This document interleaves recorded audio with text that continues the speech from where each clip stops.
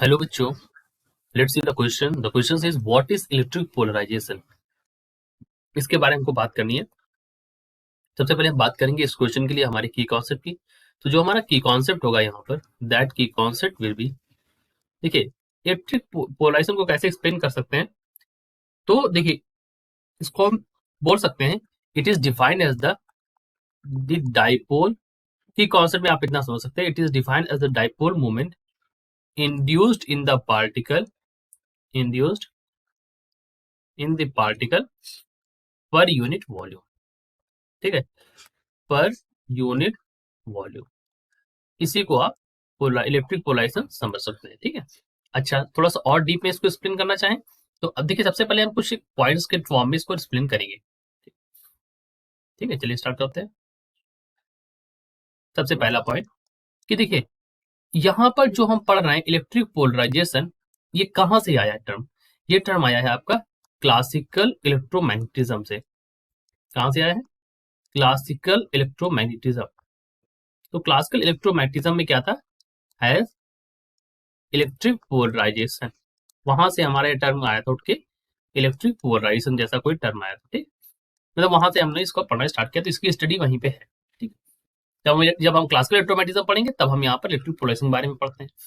अब इसको अगर समझे तो electric polarisation is actually, electric polarisation is a vector field, it is a vector field that defines या specifies, defines the density of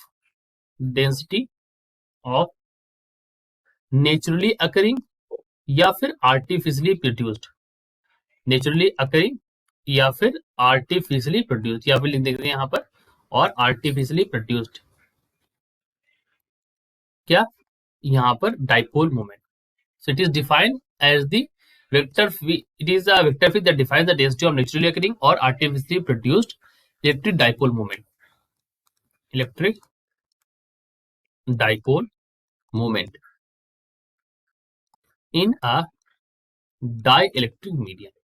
ठीक है, तो ये इसकी पूरी डेफिनेशन यहाँ पर हो गई कि इसको हमने इस फॉर्मेट में, डाइलेक्ट्रिक मीडियम में जो हमारा डेंसिटी होती है किसकी, इलेक्ट्रिक डाइपोल मोमेंट की, उसको अगर हम समझते हैं तो उस वहां पर उस क्षेत्र को, उस रीजन को हम लोग इलेक्ट्रिक पोलराइजेशन के द्वारा एक्सप्लेन कर देते हैं। ठीक है, अब देखिए यहाँ पर एक और इंपॉर्टेंट चीज है, थर्ड जो मैं पॉइंट लिखने जा रहा हूँ यहाँ पर, कि इलेक्ट्रिक पोलराइजेशन को रिप्रेजेंट कैसे करते हैं। तो देखिए पोलराइजेशन, इसको आप पी से रिप्रेजेंट करेंगे यहाँ पर, मान लीजिए तो P इज इक्वल टू क्या होगा, कैपिटल P है, is equal to small p by v। Small p क्या है? This is the amount of dipole moment, जो मैंने ऊपर बात बताई, तो उसी को मैं बता रहा हूँ यहाँ पर, amount of dipole moment divide by v। आपको क्या रिप्रेजेंट करेगा यहाँ पर? v रिप्रेजेंट करेगा वॉल्यूम। वॉल्यूम किसका है? Volume of polarised material. ठीक है, ये बातें हो गई इलेक्ट्रिक पोलराइजेशन के बारे में। ठीक है, अब होता क्या है कि मान लीजिए एक और टर्म मैं आपको समझाता हूँ कि आपने क्या किया, आपने एक डाइपोल, आपने क्या किया, एक dielectric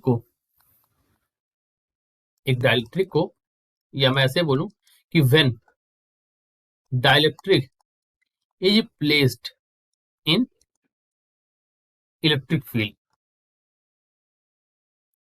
electric field, it attains a dipole moment, it attains a dipole moment। ठीक है,